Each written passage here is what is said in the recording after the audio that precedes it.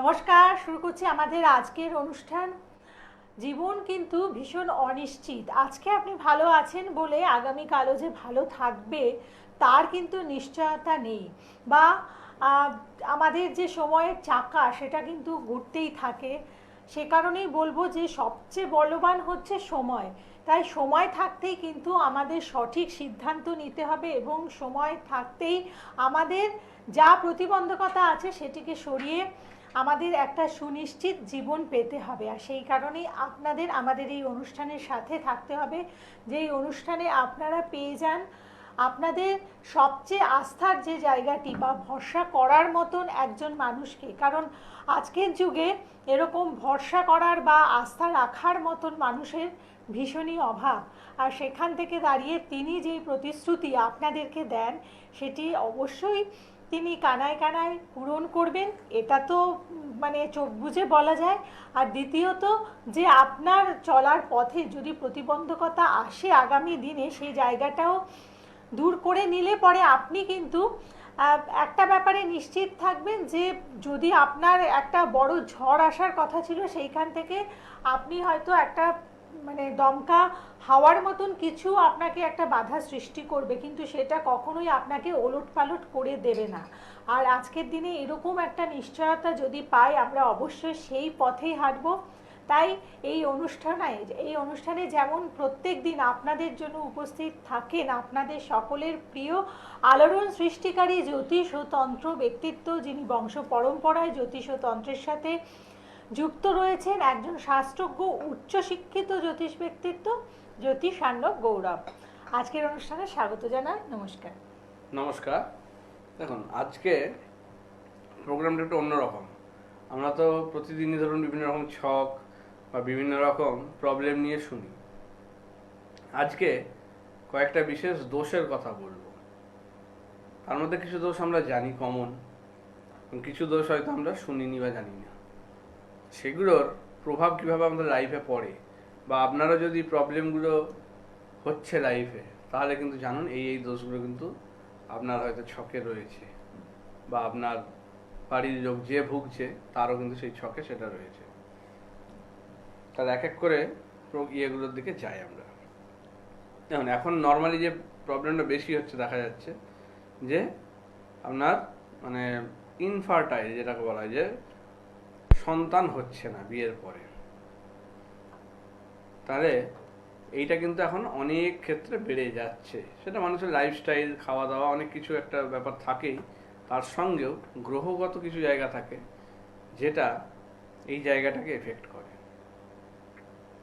তার মধ্যে যেটা দেখা যায় যে নাগ দোষ যেটাকে বলা হয়, সেটা কিন্তু একটা অন্যতম দোষ। এটা কিন্তু ওই কালসর্প দোষের মতো নয়, এটা কিন্তু আলাদা।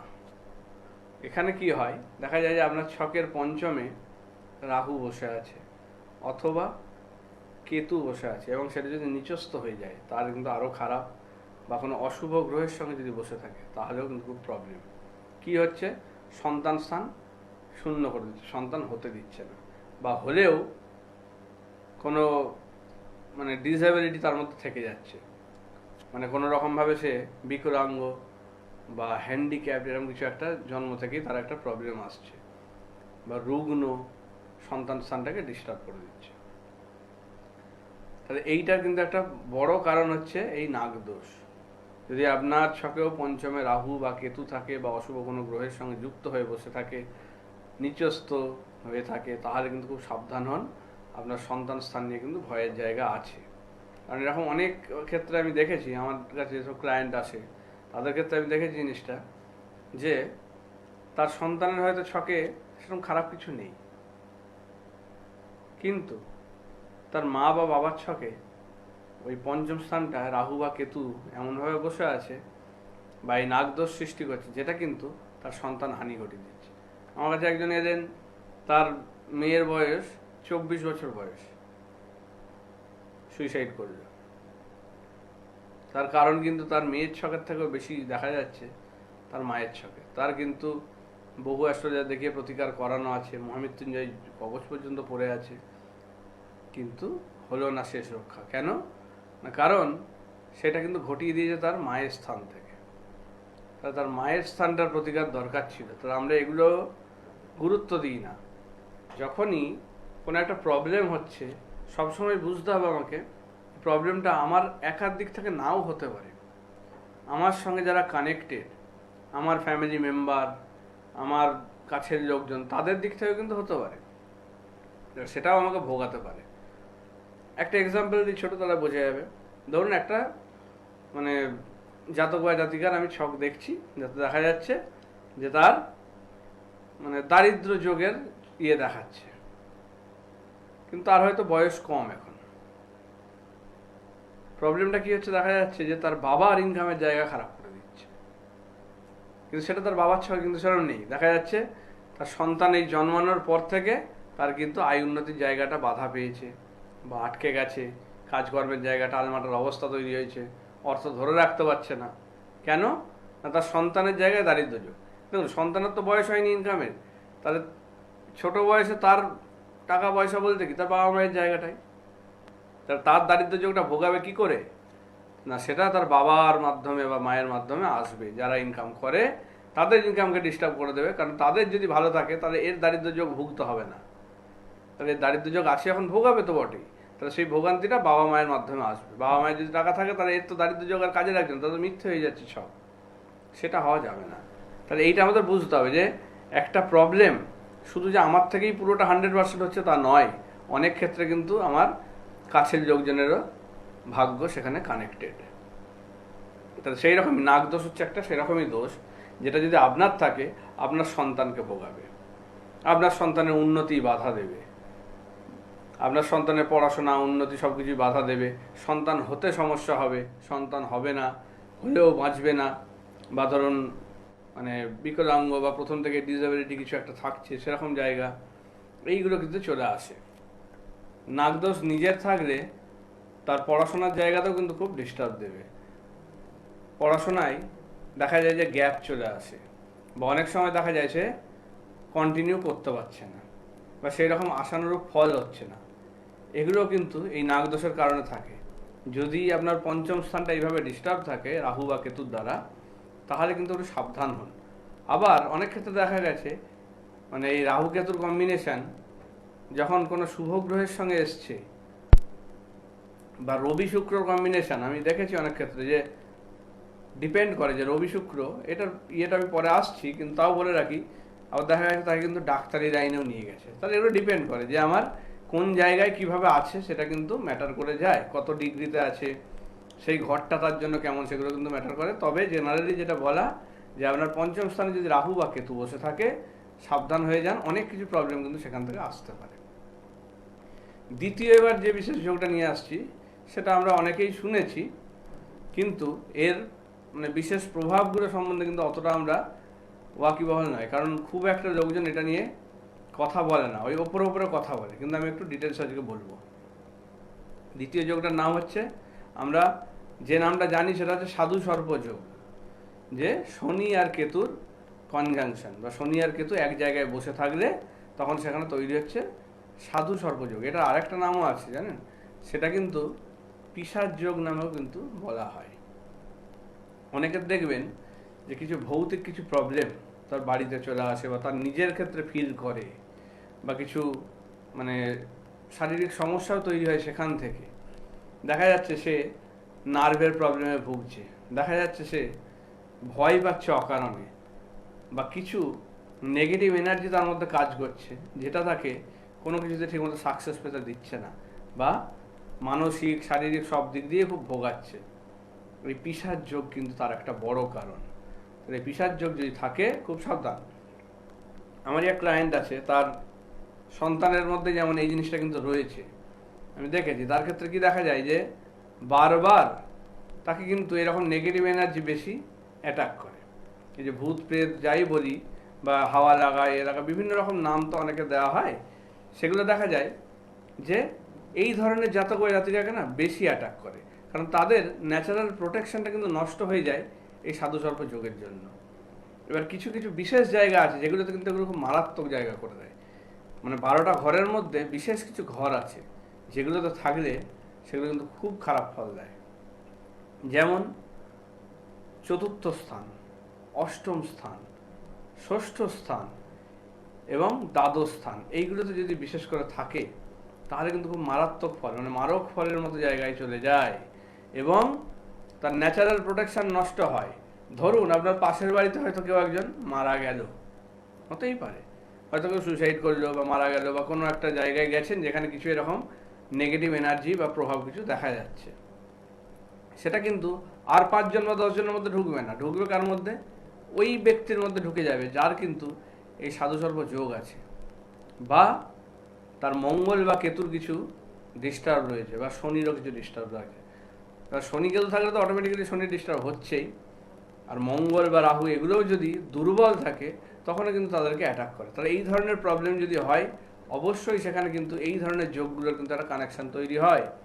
তাহলে সেগুলো ফেলে রাখবেন না, এরকম যদি প্রবলেম দেখেন সেগুলো কিন্তু গুরুত্ব সহকারে ঠিকঠাক সময়ে প্রতিকার করান, নাহলে কিন্তু সেই জায়গা থেকে বেরোতে পারবেন না। কারণ যত দিন যাবে আপনি কিন্তু সেটার মানে এতটাই গভীরে ঢুকে যাবেন বা এতটাই আপনাকে সেই প্রবলেমটা গিলে খাবে যে আপনি সেখান থেকে আর বেরোনোর পথ পাবেন না।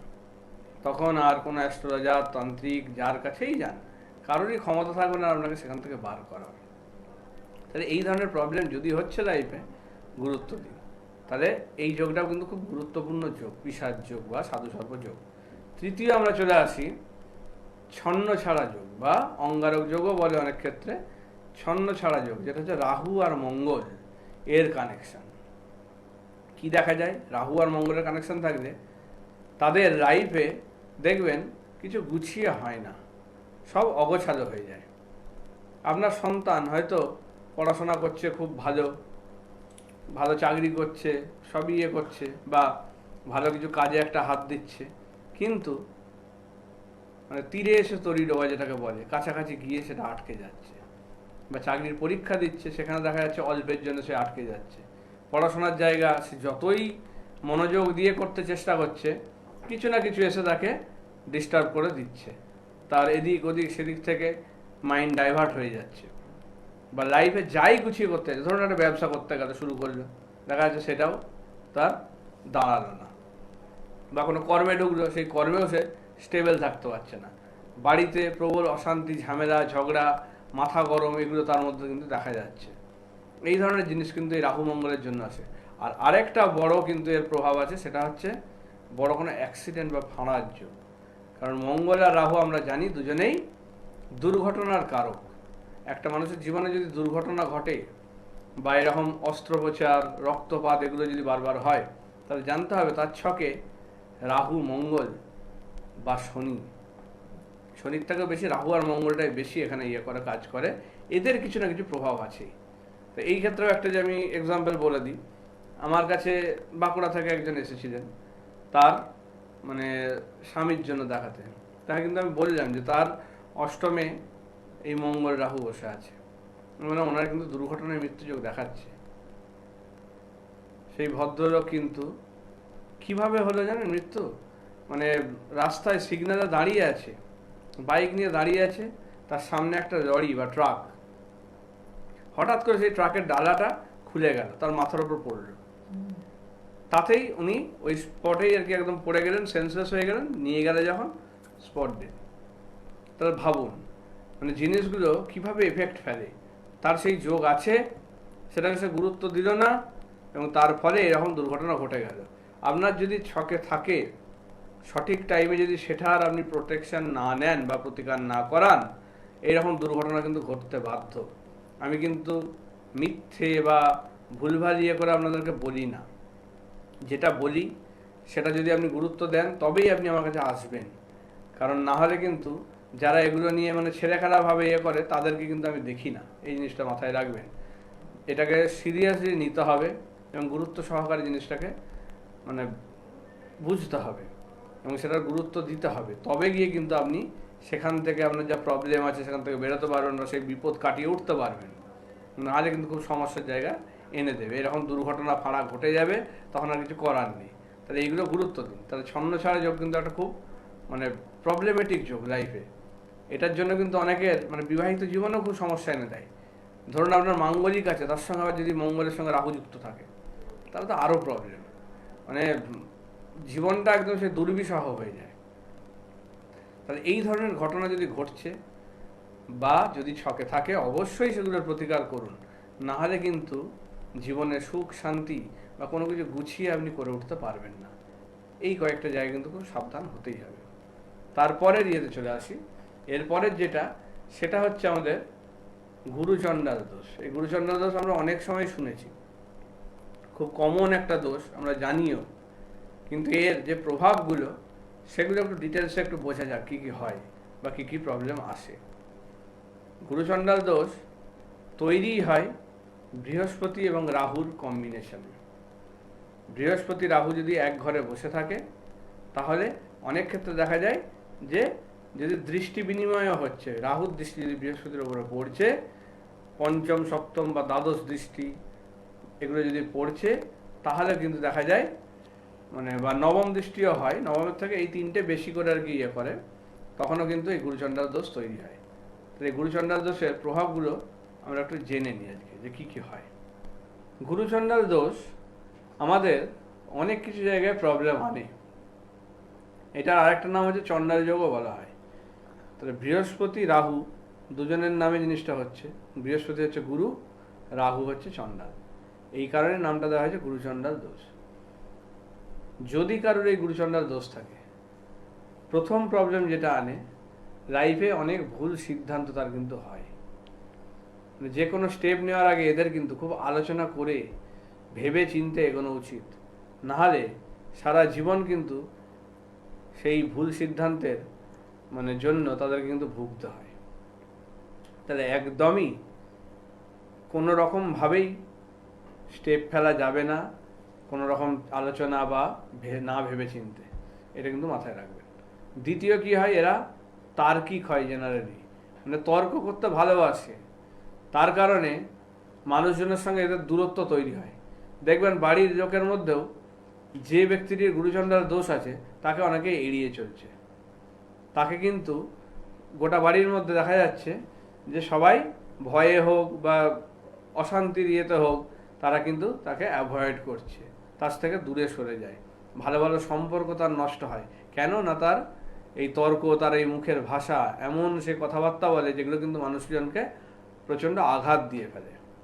তাহলে এই ধরনের কথাবার্তার কারণে তাদের কিন্তু একটা অন্যান্যদের সঙ্গে বা ভালো যারা চায় তাদের সঙ্গে দূরত্ব তৈরি হয়, তার কাছের মানুষের সঙ্গেও তার দূরত্ব তৈরি হয়।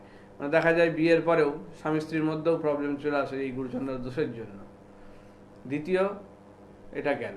এরপরে যেটা দেখা যাচ্ছে, পড়াশোনার জায়গা, আপনার সন্তানের বা আপনার নিজের ক্ষেত্রে দেখা যাচ্ছে কি পড়াশোনার জায়গায় প্রবলেম করছে, মনে রাখতে সমস্যা হচ্ছে, স্মৃতিশক্তি কমে যাচ্ছে, আপনি কিছু একটা পড়ছেন আবার পরক্ষণে সেটা ভুলে যাচ্ছেন, প্রচুর পড়াশোনা করেও আপনি সেইভাবে আশানুরূপ ফল পাচ্ছেন না বা সেটাকে মনে রাখতে পারছেন না, কাজে লাগাতে পারছেন না, এটাও কিন্তু আপনার এই গুরুচণ্ডাল দোষের প্রভাব। তারপরে কি হয়, এই গুরুচণ্ডাল দোষের জন্য বুকের কিছু সমস্যা অনেক সময় চলে আসে, হার্টের কিছু প্রবলেম। তাহলে নিজেদের একটু ডিসিপ্লিন লাইফ মেনটেন করা উচিত, খাওয়া দাওয়া খুব করা উচিত, নাহলে কিন্তু এই গুরুচণ্ডাল দোষের প্রভাবে কিন্তু ভুগতে থাকে। আর একটা যেটা হয় যে আপনার অপোজিট পার্টনারকে কিন্তু আপনার এই দোষের জন্য ভুগতে হয়, মানসিক যন্ত্রণা পেতে হয়, এবং আপনার ক্ষেত্রে সেটা আপনাকে একাকী, যেটাকে বলা হয় যে একাকিত্ব এনে দেয়, কারণ তার ব্যবহার মানুষজনকে দূরে সরিয়ে দেয়। তাহলে এইগুলো কিন্তু দেখা যায় গুরুচণ্ডাল দোষের প্রভাব। তাহলে এই ধরনের মানুষের কি খুব ভেবে চিনতে কথাবার্তা, ঠান্ডা মাথায় চলা, দেখে শুনে সিদ্ধান্ত নেওয়া, এগুলো কিন্তু খুব দরকার। এবং এই গুরুচণ্ডাল দোষ খুব কম বয়সে, এই ছোটোবেলাতেই কিন্তু সারিয়ে নেওয়া বা প্রতিকার করে নেওয়া উচিত, নাহলে কিন্তু বড় বয়সে বা বেশি বয়সে কিন্তু এগুলো সেইভাবে প্রতিকার খুব একটা ফল দেয় না, তখন কিন্তু সেটা সমস্যা করে। বা আর্থিক জায়গাতেও দেখা যায় প্রবলেম করে, কারণ বৃহস্পতি অর্থ উপার্জনের জায়গাও দেখে, তাহলে সেও কিন্তু সেখান থেকে ডিস্টার্ব হয়ে যায়, তার জন্য ব্যবসার জায়গা হতে পারে, প্রফেশনের জায়গা হতে পারে, সমস্যা করে। এরপরে আমরা চলে আসছি বীজ যোগ, যেটা শনি আর চন্দ্র, যেটার জন্য তৈরি হয় বীজ যোগ, বা এইটাকে আরেকটাও নাম বলা হয় যে নষ্ট চন্দ্র, এখানে বলা হয়। তাহলে এই বীজ যোগের প্রভাবে দেখা যায় কি, দেখবেন আপনার সন্তান হয়তো মন মেজাজ দেখুন সবসময় একটা ডিপ্রেশন বা হতাশা কাজ করছে, রুগ্ন হচ্ছে, শরীর স্বাস্থ্য নিয়ে ভুগছে খুব। অনেক ক্ষেত্রেও দেখা যায় একটা খারাপ জিনিস এটা, যে আয়ুস্থানও কিন্তু কমিয়ে দেয়, অনেক রকম রোগ কিন্তু তার শরীরে চলে আসে, নার্ভের রোগ, রক্তের রোগ, এগুলো কিন্তু ভোগায়, এবং মানসিক জায়গাটাও কিন্তু খুব প্রবলেম দেয়। সেখান থেকে কিন্তু তার মানে সুইসাইডাল টেন্ডেন্সি বা আত্মহত্যার মতো তাদের কিন্তু মানে চিন্তা ভাবনাও চলে আসে। এই আমি একটা মানে ইনসিডেন্ট দেখছিলাম, যে আপনারা হয়তো দেখেছেন, এই সোশ্যাল মিডিয়াতে খুব ভাইরাল হয়েছে, একটি ছেলে দেখবেন ওই আইফোন কিনে দেওয়ার জন্য মানে মানে ইয়ে করেছে, হ্যাঁ, তার কিন্তু দেখা যাচ্ছে যে মানে তার কারণে, তার এই জেদের কারণে সে নিজে তো গেলই, তার বাবাকেও ইয়ে করলো, তার মাকেও, মানে সেই তার কারণে পুরো ফ্যামিলিটা শেষ হয়ে গেল। তাহলে এই যে ঘটনাগুলো, এগুলো কিন্তু আপনার এই ছেলের কিন্তু চন্দ্র বা শনি চন্দ্রের কম্বিনেশন বা চন্দ্রের ওপর কোনো রকম প্রবলেম যদি থাকে, তাহলে কিন্তু আসতে পারে। আর এইটা কিন্তু এই যুগে কিন্তু বেশি করে দেখা যাচ্ছে, মানুষের কর্মফলও কিন্তু এখানে অনেকটা জড়িত হয়ে যাচ্ছে। তাহলে আমাদের মানে অনেকেই এই যে দুটো হাত যে আমরা দেখি অ্যাকচুয়ালি, এখানে কিন্তু ডিপেন্ড করে যে আমার বাঁ হাত যেটাকে বলা হয় সেটা হচ্ছে জন্মের হাত বা পূর্বজন্মের হাত, মানে আগের জন্মের কিছু কর্মফল সেগুলো নিয়ে কিন্তু জন্মায়। হ্যাঁ, আর ডান হাত যেটা, সেটা হচ্ছে এই বর্তমান এই এখন যে জীবনটা তার, সেইটার হাত। তাহলে সেখানে তার কর্মফল সবকিছুই বা কর্মের হাত বলা হয় জিনিসটাকে, সেখান থেকে কিন্তু এই ডান হাতটা তার ডেভেলপ হয়। তাহলে আমরা যখন ভুগছি বা অনেক কিছু প্রবলেম ফেস করছি, এমন নয় যে শুধু আমার এই জন্মের প্রবলেম বা এখনই আমার এই গ্রহগত শুধু তা নয়, এগুলো কিন্তু আমার আগের জন্ম থেকেও কিন্তু অনেক কিছু প্রাপ্ত যোগ, অথবা আমার বংশ পরম্পরায় কিছু প্রাপ্ত জিনিস, যেগুলো কিন্তু বংশে হয়তো কোনো পূর্বপুরুষ বা কিছু কর্তৃক কোনো দোষ বা কোনো পাপ কাজ, যেটা কিন্তু আমাদের মধ্যে ক্যারি ফরওয়ার্ড বা আমাদের মধ্যে সেটা বয়ে আনে। সেই জায়গাগুলো থেকে সাবধান হতে হবে। তাহলে এইরকম ঘটনা আমাদের কোনোদিনই এক্সপেক্টেড নয়, এগুলো কোনোদিনই আমরা চাই না, কিন্তু এরকম দুর্ঘটনা ঘটে। তাহলে এই জায়গাগুলো কিন্তু খুব মানে গুরুত্ব দেওয়া উচিত। এরকম কিছু প্রবলেম আছে নাকি সেগুলো দেখা উচিত, তবেই কিন্তু আপনি সেখান থেকে আপনারা নিজেরাও ভালো থাকবেন, আপনার সন্তানকেও ভালো রাখতে পারবেন, বা পুরো ফ্যামিলিকে আপনি ঠিকঠাক রাখতে পারবেন। কারণ এইগুলো কিন্তু কিছু ভয়ঙ্কর দোষ, যেগুলো কিন্তু আপনার লাইফকে মানে আস্তে আস্তে আস্তে আস্তে কিন্তু একটা শেষের দিকে নিয়ে চলে যায় বা খারাপ দিকে ঠেলে দেয়, যেগুলোর থেকে বেরিয়ে আসা কিন্তু খুব কঠিন হয়ে যায় যদি সঠিক সময় সেগুলোর প্রতিকার না করা হয়। তাহলে এই প্রবলেমগুলো যেগুলো বললাম, এগুলো যদি হচ্ছে আপনার লাইফে, অবশ্যই শখটা ভালো করে বিচার করান যে কোন জায়গায় প্রবলেমটা হচ্ছে।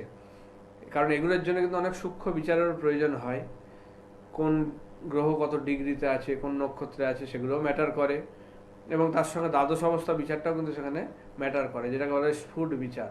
এগুলো কিন্তু অনেকটাই সময় সাপেক্ষ ব্যাপার, তবেই কিন্তু সেটা সঠিক জায়গা আপনি নির্ধারণ করতে পারবেন, এবং তবেই সেটা সঠিক প্রতিকার সম্ভব। না হলে কিন্তু সেখান থেকে বেরোতে পারবেন না। যে কোনো কিছু প্রতিকার করে দিলেই হবে না, আমার অ্যাকচুয়াল প্রবলেমটা ধরতে হবে, কি কারণে হচ্ছে, তবে গিয়ে কিন্তু ধরা যাবে। তাহলে এই দোষগুলো যেগুলো বললাম, এগুলো কিন্তু খুব খারাপ দোষ। এইগুলো থাকলে অবশ্যই সাবধান হন। এগুলো তাহলে বুঝবেন কি করে, যেগুলো বললাম সেগুলো বুঝতে হবে, বা সেই ধরনের প্রভাব যদি আপনি লাইফে ফিল করছেন বা পাচ্ছেন, তাহলে সেগুলোও কিন্তু বুঝতে হবে যে আপনার এই দোষগুলোর মধ্যে কোনো একটা দোষ কিন্তু সেখানে রয়েছে। কারণ এই দোষগুলো কিন্তু মানে খুব ইম্পর্টেন্ট লাইফের জন্য, সেগুলোই কিন্তু বললাম আমি।